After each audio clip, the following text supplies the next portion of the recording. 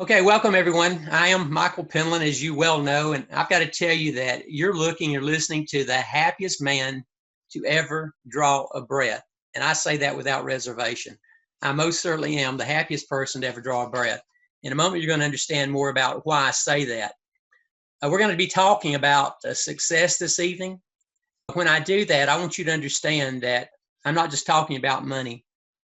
When you leave this training session, your brain's never going to be the same. Your life's not going to be the same. The training that I'm going to do for you on this session is going to allow you to experience a happier and more fulfilling life.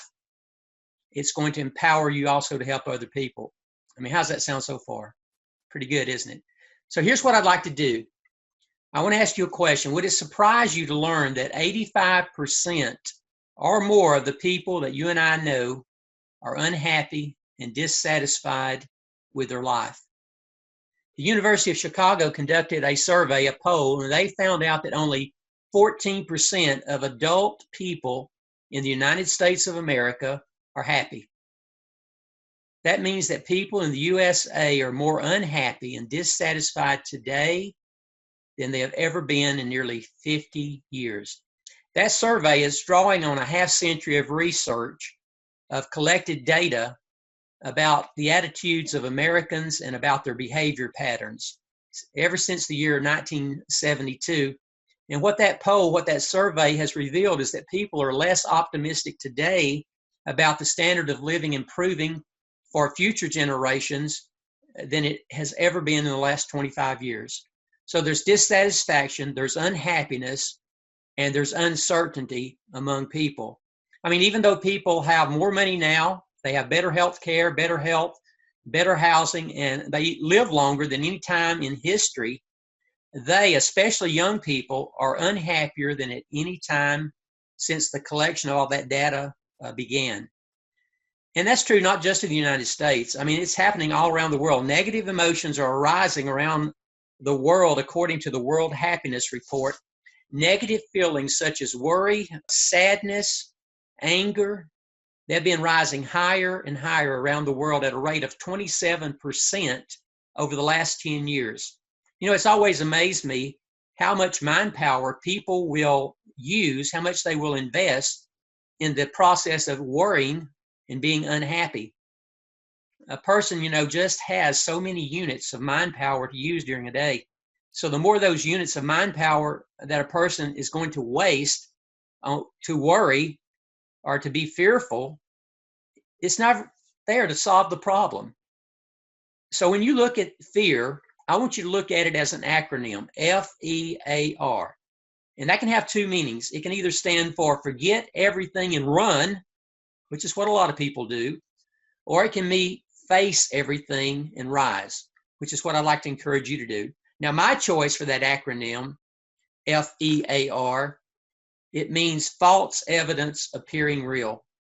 So when you do the right things in the right way and you've got nothing to lose, then what is there really to fear? So listen closely, guys. Listen, I'm going to tell you something that I want to suggest you do. I'm not going to tell you not to worry because chances are you're going to worry about something. Most people do. As we've already seen, 85% or more of the people are unhappy and they are dissatisfied and they worry. You should not be, having gone through the Dare to Grow Rich training. But I'm going to tell you what I'd like you to do. If you're going to worry, I want you to pick a day, one day out of the week, and set that day as your worry day.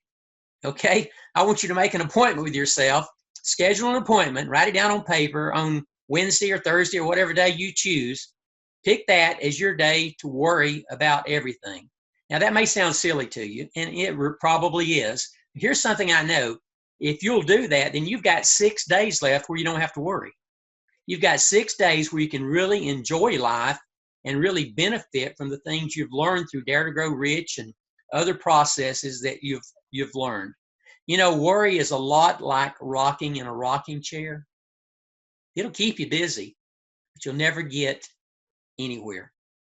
I mean, let me ask you this question. Why is it that during an economic recession or a depression, why is it that some people and some businesses are affected in a detrimental or a negative way, and then other businesses and other people are affected in a positive way? For example, some companies which started during the Depression, were companies like IBM, General Electric, General Motors, FedEx. And then there were some companies that started during the last recession, companies you'll recognize, like Pinterest, Groupon, Uber, WhatsApp, Instagram. So what's the difference there? Well, let me tell you the difference by sharing with you a real life experience. A friend of mine, Glenn W. Turner, most of you have heard me talk about him. He was born with a hair lip to an unwed mother in a charity ward of a hospital in South Carolina. And he spent his life growing up in poverty, working in the tobacco fields of South Carolina. He had an 8th grade education, and he turned $5,000, which he borrowed, into over $300 million in just 3 years. He owned 78 corporations in 13 countries. And I've got to tell you, he had a very positive effect on my life, as many of you already know. And here's one reason why. Glenn once had a group of consultants to come into his office to help him during a tough economic time in the late 60s and early 70s. Now, these were highly educated, very intelligent men who ran all the facts and the figures and all the data through their computers.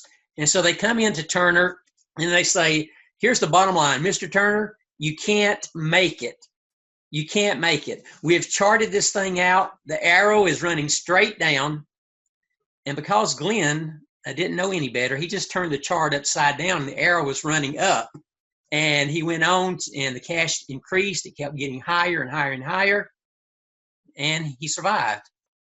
Now, much of that increase was due to what? It was due to his attitude, how he viewed the situation in which he found himself during that tough economic time. Attitude really is the key, guys. You know, the majority of people that you and I will talk to honestly believe that the solution to unhappiness is what?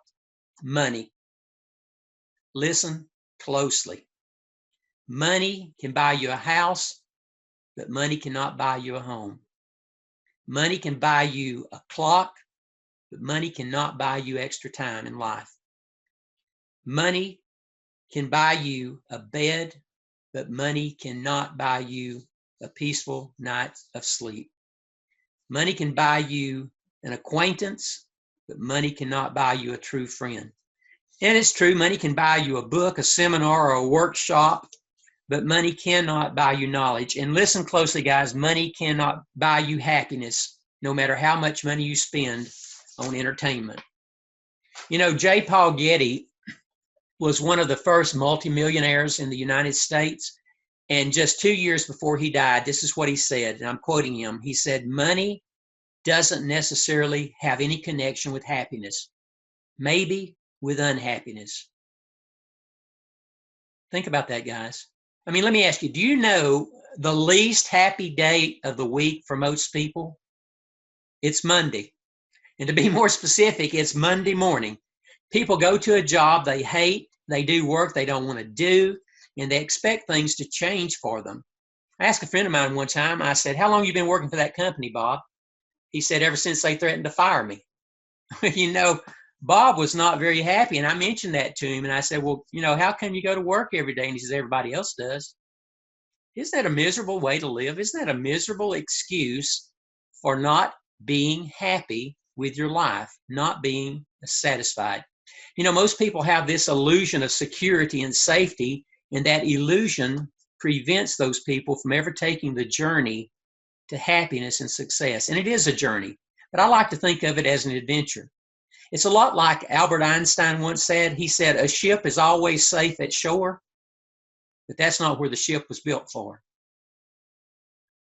Yes, people hate their jobs, and yet they go to their employer and they say, look, give me a raise and I'll start coming to work on time and I'll do more.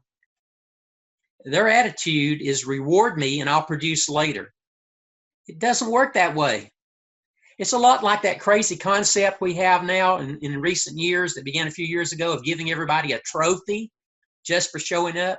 I mean, imagine a child going to their teacher in school and saying, look, you pass me, you promote me to the next grade, and I promise, yes, I promise I'll do more later. It doesn't work that way.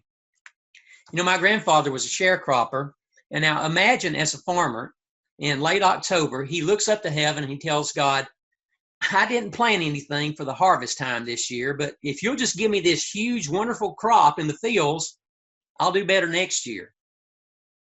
Doesn't work that way, guys. Now, let me explain to you, and I mean this sincerely. There's nothing wrong with working a job as long as you're giving it your best and it's providing what you need emotionally, mentally, financially, and spiritually. But if it's not, then you owe it to yourself, you owe it to your family to ask yourself, why am I afraid to choose happiness and success? Because happiness and success is a choice. You know, most people will never entertain that question. They'll never ask it. Your success should never be measured by the amount of money you have, but it should be measured by the consistent level of happiness which you enjoy as a person. Do you know why the road is paved between a person's house and the company they work for? It's so they don't see themselves digging themselves into a rut. And the only difference between a rut and a grave is how deep it's dug. And they continue to be unhappy and they continue to fail because they're unhappy. Happiness has more to do with success than any other factor. When you're happy, you can be more successful. Listen closely, guys. Always remember that failure in your life is just an event. It's not a person. It's not who you are. I mean, you're going to fail, but you've got to learn to always fail forward. What do I mean by that? You want to keep moving forward towards happiness, towards success. In other words, guys, make failure your teacher and not your undertaker. Let me say that again. Make failure your teacher and not your undertaker. Now, you're not going to do it all perfectly, are you? Not consistently and not right the first time. It just doesn't happen that way, guys. I mean, understand that anything worth doing is worth doing badly until you can learn to do it correctly. The worst thing you can do is to do nothing. Understand this, and this is an important concept that you guys really need to embrace. Understand that consistent effort does not always produce consistent results. But I've learned that consistent effort will always produce success. Let me say that again. Consistent effort will not always produce consistent results, but consistent effort will always produce success. You know, people want to get paid more money. I mean, everybody wants that, right? They feel if they're earning $10, $20, $50 or more an hour, that's what they're getting paid. That's not what people are paid for. They're not paid for the hour. They're paid for bringing value to their employer for that hour of work that they do, or they're paid for the value that they bring to the people to whom they market and sell products or services for the hours that they work. That's the reality, guys. It's about bringing value to the time. It's not just about spending more time trying to be happy or trying to be successful, but it's about bringing value to the actual time that you spend. And another reality is that it takes time to learn how to bring value to time. The question is it possible? Is it really possible to become more valuable to an employer or to your customers and your clients, and as a result of that, make twice or 3 times or even 10 times or more for the same amount of time that you invest? Well, I know it's possible. And here's the reason why I know that's true. You know, way back in 1969, when I began my journey to find greater happiness and success, if some of you had actually even been born then, would you have actually paid me $5,700 to spend 3 days with me to learn how to be happier and more successful? Well, of course not. It took time for me to bring enough value to the marketplace so that the value of what you received was greater than the price you paid. You know, one of the charter members of Dare to Grow Rich is Lee Collins. And Lee one time stood before a room of people at one of my marketing events, one of my internet marketing events. And he said to them, he said, Michael Penland is the only person I know to whom I would give $5,700 for a notebook filled with blank pages and then thank him for taking my money. I love that testimonial from Lee. I had another attendee. His name was Lee also. He and his wife attended. from the state of Washington. He stood up before the room of people at Dare to Grow Rich, as all of you know that we do at the end there. And this is what he said. He said, Michael told me and my wife, when we signed up for this training and gave him our $5,700, that he'd give us double back our money if we were not 100% satisfied by the end of that first day, that we received more value than the amount paid. Well, I got to tell you honestly, guys, my heart did a flip-flop at that point, because no one had ever before or since asked me to honor that double your money back guarantee. But here's what Lee actually finished in front of that crowd there at Dare to Grow Rich. He said, my wife and I would not take $1 million for what we have already received from the Dare to Grow Rich training. Think about that, guys. Did he appreciate it? Did he benefit from it? Absolutely. Absolutely. Do you appreciate the training that you went through as part of Dare to Grow Rich? I hope so. Are you benefiting from it? I trust that you are. But I mean, why did all that happen? Why were these people and other people willing to give me $5,700 to spend 3 days with me? It was because I was dumb enough to change. I was dumb enough to believe it when a hair-lipped sharecropper from South Carolina told me that I could better my best. I was what I call intelligently ignorant. I was just too stupid to figure out how it wouldn't work. And when he said, I believe in you, I said, okay, I believe it too. And today I'm telling you, every one of you listening to this, every one of you watching this, you can better your best. I believe in you. You can do this. I'm giving you the keys to the vault during this training right now. I really honestly should be charging you thousands of dollars, but I want you to have it so you can benefit from it just as I have. And so I'm going to be giving you some new processes, some new strategies that you can use for your own empowerment and to help other people. Now, all of you want to make more money. I mean, that's okay to want to make more money. But you've got to understand that all you have to do to earn more money for the same amount of time is to become more valuable. And the more value you bring to people, the more money you're going to earn. I mean, the thing about getting to the top of that ladder of success is getting through the crowd down there at the bottom. A lot of people show up, but not everyone's willing to take the action steps that bring value and the results of greater happiness and more success. You can't climb that ladder of success dressed in the costume of failure. You've got to change, guys. You've got to be willing to change. You are today who you are and what you are because of what's going into your mind. And this is true of the people that you want to help. And you've got to understand that. You can't prejudge them. You can't judge them. You've got to let them be who they are.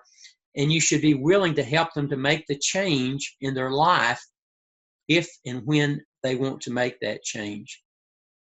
You don't have to be happy and successful when you start, but you have to start in order to reach happiness and success. I always tell people on every webinar that I do, action takers are the money makers. It's all about learning how to grow happiness and success, the happiness and success that you really want in your life. You know, it's a lot like planting seeds to produce a crop. I mentioned my grandfather before. You reap exactly what you sow. If you don't sow seed, don't go expecting to reap a harvest of happiness and success. I mean, why start it even if you're not going to grow? Why do that? You already know Dare to Grow Rich has never been about making money. Rich and Dare to Grow Rich is an acronym. It stands for, as you know, responsibility, integrity, courage, and humility. Persons who dare to grow those qualities, they recognize that happiness is an inside job in your mind. It's not a condition based on external circumstances. Happiness truly is a choice. And when you make that choice, you get the life you want. Again, guys, I'm the happiest person you'll ever meet. On my worst day, I'm happier than most people are on their best day. And I'm not just saying that. You can ask people who are around me. I tell people every day when I meet them, it's a great day to be alive. It is. The best hospital in the world is not better than where I'm at right now. So how can you and I help people to find greater satisfaction and happiness? We know some people, you and I want to help or try to help or should help. They're going to quickly dismiss what I'm sharing with you, and what you'll share with them is just some kind of lame theory. They're going to think you're weird and you're some kind of nut. And guys, that's okay. Just remember this: the mighty oak tree was once a nut like me. You should say that to yourself every day. The mighty oak tree was once a nut like me. You've got to detach yourself emotionally from the opinions and the negative attitudes and the unhappiness other people have chosen for themselves. And you've got to keep them out of your head. You got to keep them out of your mind. Don't rent out space to people who are going to fill your mind with toxic thoughts and negative information. I mean, if nothing else, raise the rent so they leave. You know, require more of them. They'll leave you alone, guys, I promise. You got to understand, though, that you cannot want for someone else what they do not want for themselves. No matter how badly you want it for them, they've got to want it for themselves. You can't help someone who refuses to help themselves. You know, people can learn to be happy. They can learn to be successful, but they've got to be willing to do what? To learn how to be happy, how to be successful. If they're not willing to learn, then nobody can help them. If they're determined to learn how to be happy and successful, if they have that determination, there's no one that can stop them. Now, during this session, you're about to learn analysis and strategies for empowerment. And I'm talking about personal empowerment, your own, and ways to help other people. And as I mentioned initially, at the end of this presentation, we're going to actually go over a session I did with a client in the United Kingdom. We'll discuss what happened during that session. And I want you to understand why I said the things I said, why he said the things he said, and the processes and strategies that I used to attempt to help that individual to have greater happiness and more success in their life. But remember, guys, 85% or more of the people that you try to help are dissatisfied and unhappy. So after this introductory part of the session, we're going to do questions and answers and ask them about this part of the presentation, or you can ask them about the coaching session that I did with that client in the United Kingdom. It's going to be interactive, so you're invited to participate. We're going to analyze what was said and done during that session, what the client said, and what I said. Is this making sense to you? You know, in all of our relationships, in our business or our job, it's with our family, our friends, employer or with employees, with customers or with clients, we're actually all doing one thing. And that one thing that we're doing is we're really doing consulting. Doing consulting because consulting in the most absolute sense is about one-to-one communication. The words we say, the words we hear, our actions and the behavior determine to a large measure the degree of happiness that we and other people can choose to experience.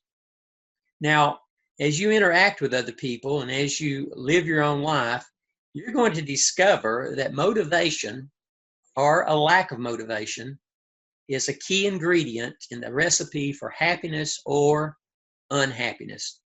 Because motivation is like a fuel that keeps the people you want to help going on that road to greater happiness and success. So how do we help a person become more motivated? How do we do that? Well, we need to have a more precise plan in their mind. We need to get them to focus on what they have achieved in life and not on what they have not achieved. Let me say that again. We need to get them to focus on what they have achieved in life and not on what they have not achieved. Get them to focus on what makes them happy now, not on what they imagine will make them happy in the future. You know, a lot of that depends on the pictures, on those images in their head, how big they are, what color they are, exactly what the picture is. So when people are failing, when they're unsuccessful, when they're unhappy, their feelings are spinning in one direction. It's either spinning left or right or left, or up or down and up.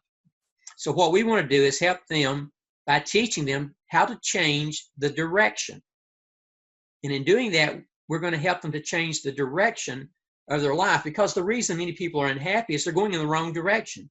They don't know how to cope and deal with that spinning that's going on in their life that's taking them in the wrong direction. We want to help them change those images in their mind.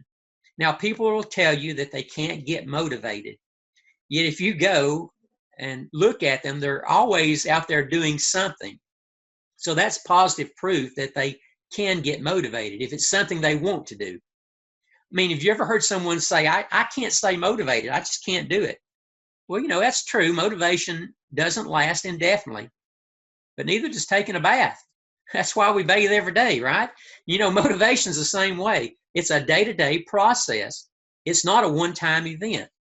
Now, you're going to discover that unhappy people find it difficult to make a decision, and that's because they have never developed leadership skills, leadership qualities. Unhappy people are plagued with uncertainty. When a person tells you they're uncertain about something, like, you know, they can't make a decision, here's what you should ask them. Are you sure? Are you sure about that? What do you think they're going to tell you? They're going to say, yes, absolutely, I'm sure. That's proof that they're certain that they're uncertain about something. So, you know, it's really not a case of whether they can be certain or not be certain. It's simply that they're aiming that ability to be certain in the wrong direction. And so our responsibility is to help people to reorganize their mind so they're moving in the right direction. You know, failure and happiness, you know what I think that really is? Well, it's what I know it is. It's really a self-created hallucination. When a person has purpose and mission in life, that hallucination of unhappiness and failure, it'll vanish. It will vanish, guys. And they'll find happiness. They'll find success.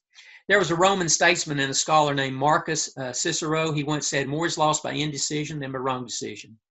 I mean, think about it, guys. You only got to be right 51% of the time in order to be successful in life. Think about that. So let me give you an example now of how to help yourself and other people make good decisions. Before I do that, let me ask you, would it be in your own best self-interest to learn how to do this? Well, absolutely. Absolutely it would. Okay, so here we go. So what I'd like you all to do is exhale. Now inhale, hold it, and exhale. Listen closely, guys. I wonder if you can remember a time when you made a good decision. It doesn't have to be a huge decision, just a good decision. Take a moment and remember that good decision that turned out really well for you. Remember a time when you made a really good decision. When you do remember, what was it like? How did you feel? Was it a feeling of being warm or being cold? Was it some heavy feeling or was it a light feeling? What emotion would you use to describe that feeling of a time when you made a decision that turned out well for you? And where in your body do you feel that emotion right now as you remember a time when you made a really good decision that turned out well for you? Remember. What did you hear? Was it a sound that was calm? Was it exciting? Was it loud? Was it softer? Was the volume high? Was it low? Remember what you hear when you made that decision that turned out really well for you. And what did you see? Was there any particular objects or colors? Or was it bright, that memory, or is it dim? Are there vivid colors? Or is it just black and white or dull? Remember, what you feel, what you see, what you hear, you can still feel, see, and hear that same way right now, or feel that way when you're making a decision tomorrow. Just remember a time when you made a really good decision that turned out well for you, how you felt, what you saw, what you heard. And if you're stuck, or the person you're trying to help is stuck in regard to a decision they're trying to make, if they're stuck, their experience is probably some heavy feeling. Their head's spinning internally. They're feeling either super hot or really cold. And what that person is feeling, seeing, and hearing is probably going to be totally opposite of what you just felt and saw and heard in your mind when you remember a time when you made a really good decision that turned out well for you. And chances are, when you do what I just asked you to do during this process that I just took you through, the picture in your mind was probably very clear, very visual, and probably attached to an emotion. The person you're trying to help, if they're stuck, it's not going to be that way for them. So when you're helping someone or you're helping yourself, go into or get that desired state of mind or situation. And the reason for doing that is because it's always beneficial to prime the pump, to prime the mind. Remembering a present or a past state or situation where you were happy and successful. And so if you get the person to apply what they feel and what they see and what they hear when they made a good decision that turned out well for them, then that decision process will become a much easier for them as well. You know, we help people to learn how to make beneficial decisions by teaching them how to become a leader. Personal development is not about who you are, but it is about who you will become. Let me say that again. Personal development is not about who you are. It's about who you will become, because it's a continuing process. The difference between who you are and what you want to be is what you do. You got to take responsibility. You've got to help other people to learn to take responsibility for their own happiness and success. Don't waste the power of your mind and your life blaming other people. I mean, good people are going to bring you happiness, and bad people are going to bring you experience. And the worst people in your life are going to give you lessons in life, and the best people in your life are going to give you some lovely memories. So don't be a blamer. Don't get involved in that blame game. What you get by achieving your goals is not as important as what you become by achieving those goals. Live a life of integrity and have the courage to fail in order to enjoy greater happiness and success. And when you do achieve that happiness, when you do achieve that success for which others only dream, listen, guys, have the humility to remember from where you came when you began your journey. Take responsibility for your own choices. Yeah, guys, I mean, really, we need to be teaching people to be leaders. I'm not talking about political leaders or religious leaders, or even for that matter, business leaders. What I'm talking about is a person becoming a leader in the sense of taking responsibility for and taking control of their own life, not letting other people drive their vehicle, not letting other people determine what goes on inside their mind. We need to be teaching people to become a leader. And you can only do that when you understand what a true leader is. And to understand that, you've got to become one as well. I mean, the real job of a leader is not being in charge. It's taking care of those in your charge. So guys, the thing you want to do is be a leader, not a boss. Today, the world's packed full of too many managers and not enough leaders. I mean, people get the job of a manager for what reason? Why do they get that job? Well, it's because they know how to do the job of the people that they manage. They know how to do that. People want to manage people instead of developing them into leaders. Don't fall into that trap. Be a leader, develop leaders. Don't be a manager or a boss. And it takes time, because leadership is a skill. Leadership is practicable and it's learnable. It's a skill that you can learn. It's a skill that you can practice. It's a lot like, a muscle. If you're working out every day and you practice, you use that, what happens? You become stronger. And it's the same with leadership. The more you practice leadership, the stronger you're going to become as a leader. What happens when you stop practicing? You become a weak leader. Same thing happens with your muscles, right? If you do that, if you never allow them to lead, they're never going to become a leader. And until they take control of their own life, they're never going to be happy and successful. You've got to empower people to lead.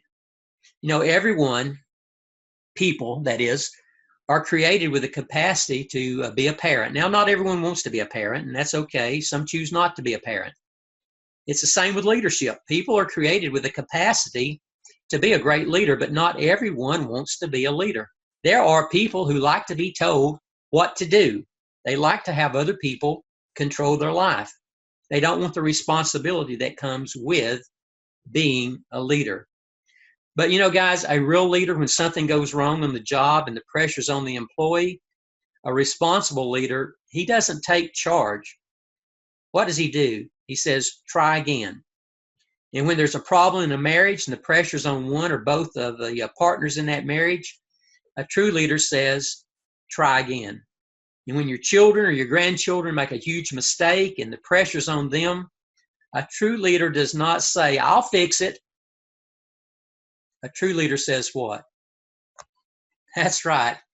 Try again. Try again, guys. Because true leaders, great leaders, are not responsible for the job. They're not responsible for the results, for the problem, for the mistakes. At the end of the day, great leaders, true leaders, are responsible for those in their charge, and they're responsible for helping them to become a leader. That's what leadership actually means. People have to take responsibility for their own life, and we have to allow them to do that. Now, there's this thing that many of you have been taught to do, and that is to give people a feedback. Now, I want you to look at this part of the presentation, those two individuals. Obviously, the one with the glasses is giving some feedback. Where's the other person looking? What's his body posture? If you learn nothing else from this presentation, I want you to learn this. Stop giving feedback. Stop getting feedback. How do you feel? How do you like it when someone tells you what to do? Look, you need to do this or you need to do that. How do you feel? Feedback is a carryover from the 80s and the 90s and the late 70s. It's the buzzword that everyone knew. Stop giving feedback. You're going to see during our session, when we go over the session I did with a client in the UK, how that's different than what many people have been taught to actually do. You're also going to have people, as you try to help them, they're going to tell you things like, little buzz phrases like never stop learning. Well, it's true, you should never stop learning, but there's another part to that. You got to take action. You've got to do the steps. You'll hear them say, trust yourself. Well, how's that working out for you so far? And then you'll hear them say things like, all things are possible. And it is, if you believe, and believe means you actually do something. Then yes, I can. Well, then how come you're not? Think positive. Guys, I said it to you when you first invested in yourself for Dare to Grow Rich. If thinking positive was all it took, the whole room would have been packed with millionaires. There's more to it than thinking. There's more to it than learning. There's more to it than trusting. There's more to it than just buzz phrases. You've got to take the steps necessary in order to benefit from those things that you've been taught. Because if you want results, you've got to do the steps.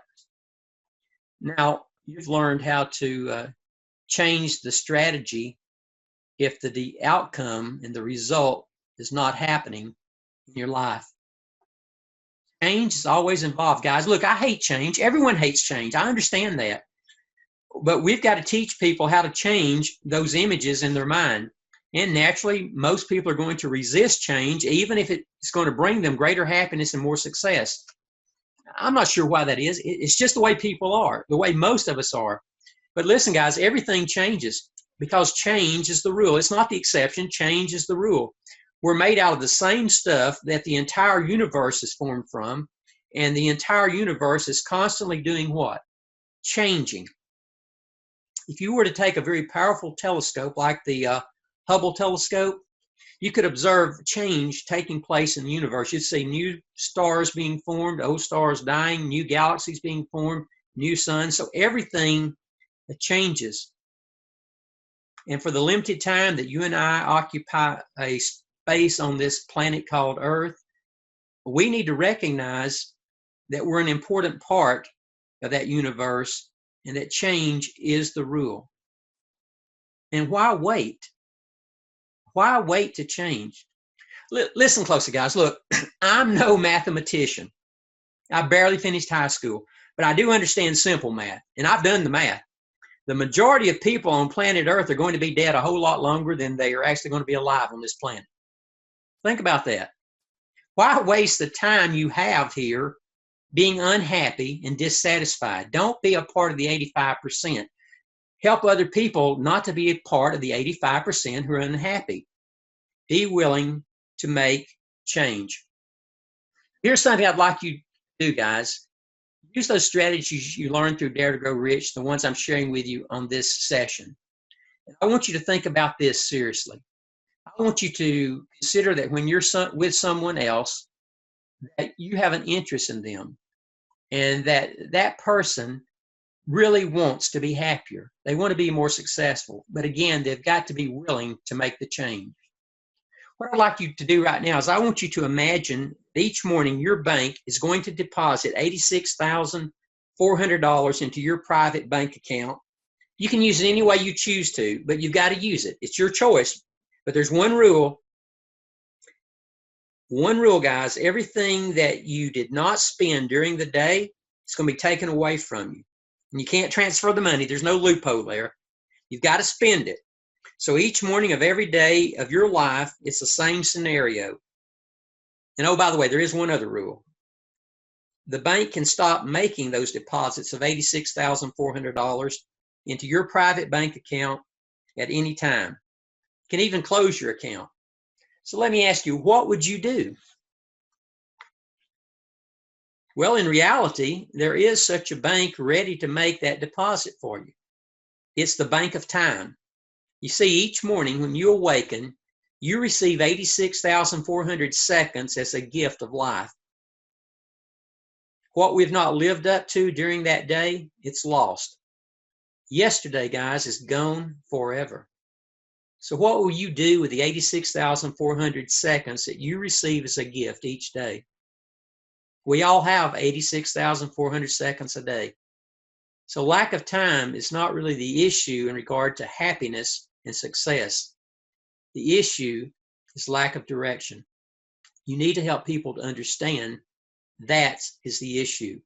You know, too many people are looking backward while they're trying to move forward. Let me ask you a question. What would happen if you were driving your vehicle, your car, that way? In other words, you're driving down the road, but you're always looking in the rear view mirror. What would happen? Well, it'd be a disaster, wouldn't it? A guaranteed wreck. And it's the same with happiness and success.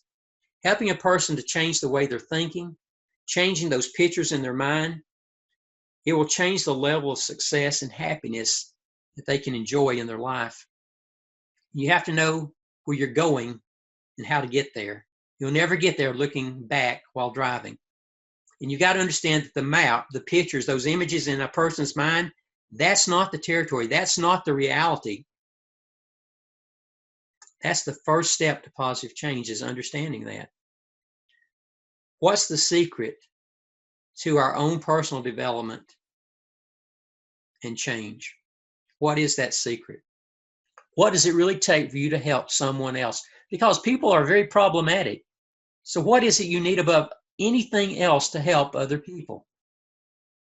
It's love, guys. Secret is love. You've got to learn to love yourself first. You've got to learn to love other people, because love is the key that opens the heart. That's important. And what I mean by heart is I'm talking about the figurative heart. That's where the seat of motivation is. It's a person's mental and emotional disposition. It's their attitude. It's who and what we really are inside ourselves. Not necessarily what other people see, but what we really know that we are as a person. However, that secret person of the heart, it's not one that easily responds to change or even help from other people. Unless, of course, it's done in the right way. And that's what I'm going to show you how to do as I end this part of the session. When the student is ready, the teacher will appear. I know you've all heard that, right? When the student is ready, the teacher will appear. You know, the greatest enemy change is memories. Memories are like a mapping system for your brain. You've got to remember that the map is not what? It's not the territory. It's not the reality. The memories in your mind or in the minds of another person is not the reality. In fact, the most recent research studies that have been done, they have determined that a memory, the memory that you have right now, is not the actual memory of the person or the event or the place or the circumstance or the situation that originally occurred. What scientific studies have discovered is that the memory you have at this very moment is in reality, it's simply a memory of the last memory that you had.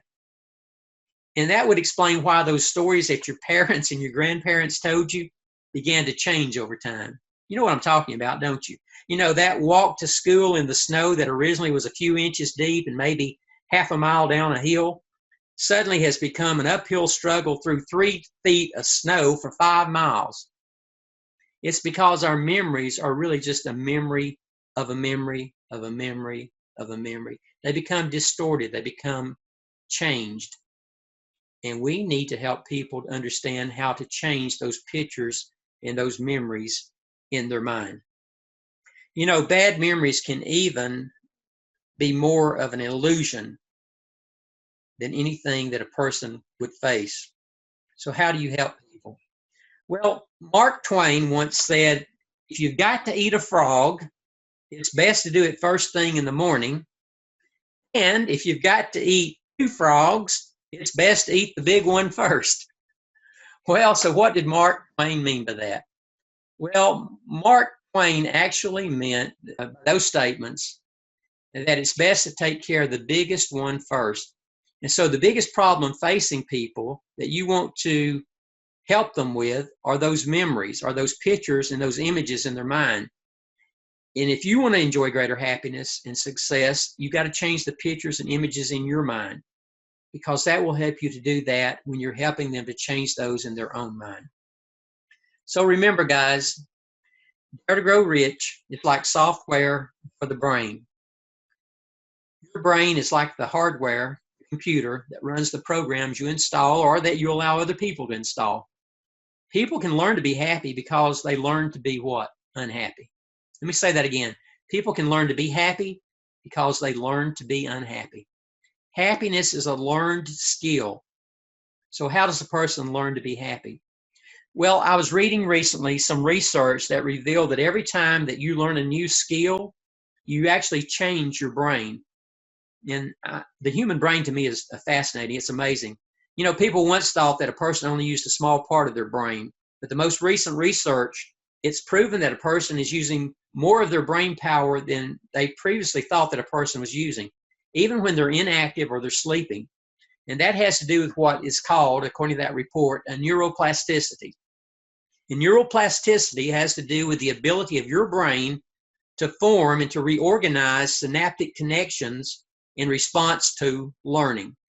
So, 30 years ago, it was thought that after puberty, the only changes taking place in the brain were negative. But what research is now revealing and what it's showing us is that all our behaviors actually change our brain. Let me say that again. Our behaviors actually change our brain. The brain changes in 2 primary ways. One, chemically.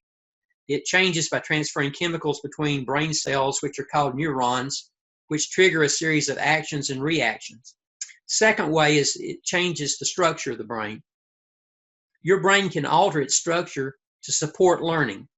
And so the physical structure of your brain, or those connections between those neurons, they take place to support learning.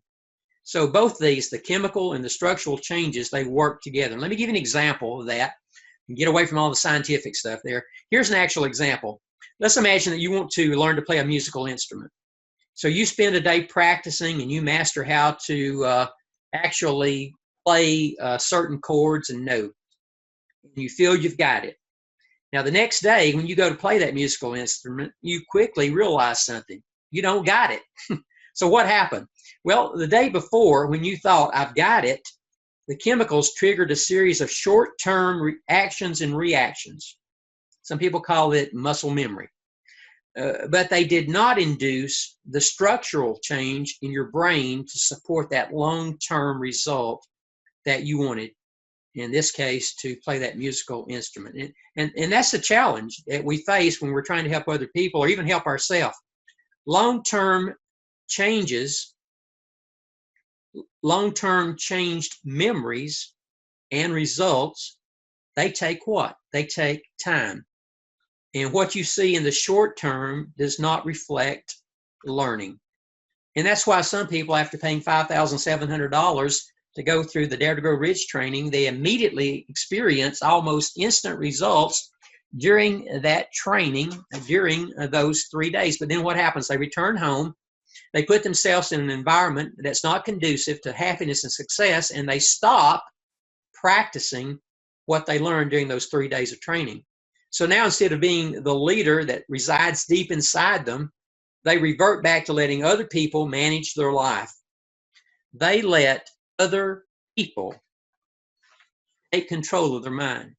They let other people do the driving of their vehicle, their mind.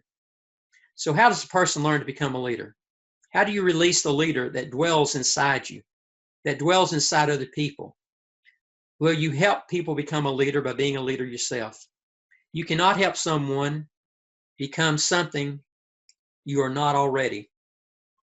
To help other people become a leader, you've got to be a leader yourself. Now, as a leader, your responsibility in building other leaders is to do what I mentioned earlier, and that is to prime the pump, as old Zig Ziglar used to say. You got to prime the pump. You know, years ago, there were two old boys down in Alabama that riding along in their car on a hot summer day, no air conditioning.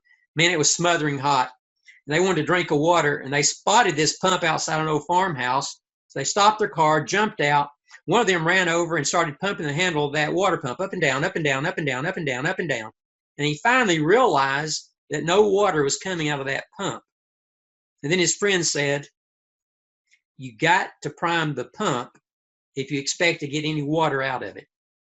So they put a little water in the top of that pump to prime it. And sure enough, after just a few up and down pumps, up and down, there was some cold, refreshing water that came out to satisfy their thirsty mouths. You know, unfortunately, many people spend their life expecting and wanting happiness when they put nothing in. It doesn't work that way. You got to prime the happiness pump with a little happiness. I believe, no, guys, listen, I know that there's more happiness in giving than there is receiving. And we all know that it's good to do good things to other people, but why do we seldom do it? Why is it not an everyday thing with us? You know, it's true. You might do something good for someone, and they may never do anything good for you. Is that the best reason for doing something good to other people? I mean, does it mean that you're never going to get anything back of value for the good that you do to other people? Well, the answer to both those questions is resoundingly no. Goodness will come to you. Happiness will come to you. When you do good to other people, you're priming the happiness pump. Don't expect to be happy unless you prime the pump. And it doesn't matter how long you're pumping the handle up and down, up and down, up and down, up and down. Until you prime the pump, no happiness is coming out of it for you. Is this making sense to you? You got to put something in if you expect to get something out. And that's important because the primary driver for change in your brain is behavior. And your behavior is created by your consistent actions. Do the required action steps for just 21 days, and you form what? A habit. And your habits in turn create what? Your behavior.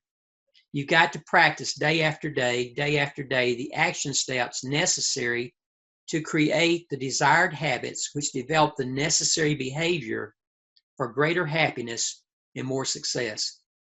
And nothing is more important than to practice helping other people learn how to be happy and success. You know, learning to play that musical instrument I mentioned earlier, it requires certain action steps on your part. You have to do the work. Your clients, the people you want to help, they have to do the work. You cannot help someone who will not help themselves. You cannot want happiness or success for them more than they want it for themselves. I've said that several times during this presentation. One of the most powerful good things that we can do for another person is to help them to actually develop confidence in their own abilities, learn to believe in themselves. the ability to make the right decision, the ability to take the right action, the ability to learn how to say yes to opportunity, as well as the ability to learn how to say what? No to failure. No to unhappiness. Otherwise, a person's going to suffer with low self-esteem. They're always going to compare themselves with someone else in their situation with some other situation, and usually they're comparing it to the ideal person or situation they've got pictured in their mind. What they need to focus on is, are they a better person today than they were yesterday? Are they moving forward? It's okay to fail as long as you fail forward. It's all about change for the better. Remember, guys, you're the only person on this planet Earth that can use your ability. Nobody else can use it, only you. It only takes one person to make your dream come true, and that one person is who? That one person is you. Is it easy to be happy? No, it is not easy to be happy. Not initially, because we haven't been trained. We've been programmed, we've been trained for unhappiness and failure. However, some recent scientific research has shown that increased difficulty leads to more learning, greater skills, and more structural change inside the brain. So the secret's not to wish that it was easier, but to wish you were better. Don't wish for less problems. Wish for more skills. And once you make the wish, take the action steps necessary to make that wish come true. My grandmother, God bless her soul, she used to say, wish in one hand and spit in the other and see which one fills up first. You get the idea, don't you? Don't expect results that you desire unless you're willing to take the action steps each day, which will bring you more happiness and success. The problem here is that the mind can be programmed for happiness or unhappiness. It's a choice. You know, it's so easy to blame circumstances, situations, other people. There'll always be people in your life who treat you wrong. Be sure to thank them for making you strong. There's always going to be people in your life who take from you but never give anything back. Well, be sure to thank them for making you a happier person, because, guys, truthfully, there is more happiness in giving than receiving. When you're helping other people, what you want to help them to do is to set priorities in their life. You want them to have priorities. Most people don't. Most people can't make decisions. You got to help them do that. If you're a woman, you hear their story, what usually happens, because women are so nurturing and caring, they have sympathy. All sympathy does is nurture and breathe more life into that situation or circumstance of unhappiness and failure. The better choice when helping someone is empathy. Now, empathy is the ability to put yourself in another person's place and feel what he feels or what she feels. It's imagining what it would be like in that person's situation or circumstances. Empathy involves feeling another person's pain in your heart. And the powerful thing about that, about being able to do that, is the fact that you can change what they are feeling by changing what you feel during that moment of empathy. And so when you're being empathic, when you're trying to feel what they are feeling, when you change that feeling within yourself, once you're feeling that, then you're going to see it change almost miraculously in the other person. You can see it in their eyes, in their facial features, even in the color of their skin many times. So why is empathy better than sympathy? It's because people, all people, you, me, them, we all have issues in our life. They might be struggling with depression or some other deep-seated emotional challenge. You don't know. And so you've got to feel what they feel. You've got to learn to feel what they feel. Now, there are people, some carryovers again from the 80s and 90s. You'll hear people, some personal development trainers, even some parents, a lot of employers, who have adopted the Nike slogan, just do it. You know that the part of the brain which controls emotions in these situations immediately creates a negative neuroplasticity structure which chokes out happiness and success. No, by the way, do you know where that slogan came from that Nike used? Well, back in 1988, the slogan was inspired by the final words of a notorious killer out in Utah. When that killer was facing a firing squad, he yelled out, "Let's do it." So when you tell someone, just do it, you're preparing them for failure and unhappiness and you're killing the neuroplasticity structure for success and happiness. Sure, just do it sold a lot of sneakers, a lot of shoes, and it earned Michael Jordan a ton of money. Let me ask you something. How many of those wearing those shoes became a Michael Jordan? We all know, don't we? Help people by using the right words. Help them to build new pictures in their minds. Help them to learn to be a leader. Happiness is not about what's going on outside of you. It's about what's going on inside of you. When you understand that, you don't have to change what's going on outside. You only need to change what's going on inside. When you do, you have greater happiness. You have more success. You can change what's going on inside the mind and memories of the person you're trying to help by using what you learned at Dare to Grow Rich. I'd like to end this part of the session with a real quick story. It's a true story. One evening, I decided I'd pop some popcorn. Yeah, I like popcorn. So I timed it from the first kernel that popped, which was about 34 seconds, to the last kernel that popped, which was about 66 seconds later, a total of 100 seconds to pop the popcorn. I'd seen someone else or read about someone else doing this, so I tried it. So I'd learned the formula. First kernel, 34 seconds. Last kernel, 66 seconds. Total time needed, 100 seconds. I had the formula. Well, the next time, I had the same size and type of popcorn kernels, and I had the same heat and the same oil. But that last kernel to pop took about 3 times as long to pop as that first kernel did. You know what? It dawned on me at that time that people are a lot like kernels of popcorn. For some people, it takes longer for them to benefit from personal development training. For some people, it takes longer for them to fully use what we teach them and enjoy greater happiness and success. It doesn't make them bad people. It doesn't make them failures. It simply means that they're unique. And it also means that we have to be patient with them. We have to be more concerned about them as a person than about the time that we're spending with them.